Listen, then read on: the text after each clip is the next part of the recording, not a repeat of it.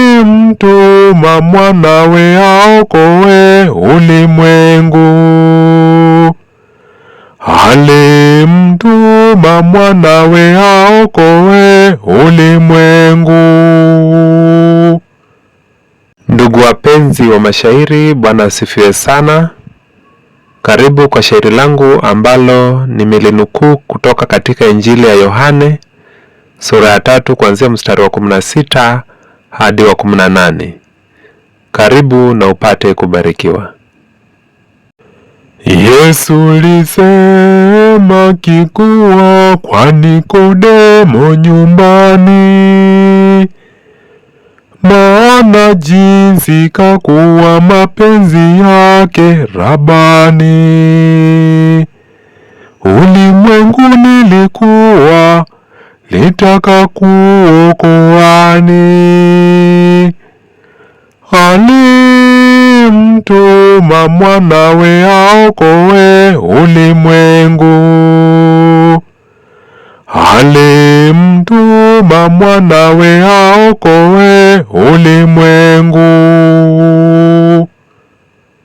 Hata mwana kamtoa yule wake wa pekee, amsadikie pia jamani asipotee, apate uzima pia milele kwake yeye. Alimtuma mwanawe aokoe ulimwengu. Alimtuma mwanawe aokoe ulimwengu. Na Mungu hakumtuma mwanawe ulimwenguni kuhukumu wasowema walio ulimwenguni, kuwaokoa wasowema sababu walokujani.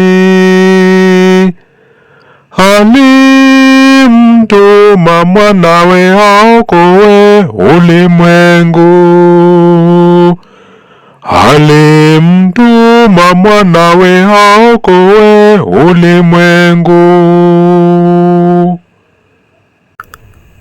Atakaye msadiki hahukumiwi jamani, akosaye msadiki meshahukumiwa yani.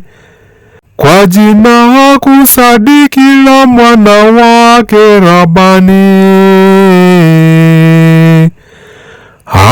Alimtuma mwanawe aokoe ulimwengu.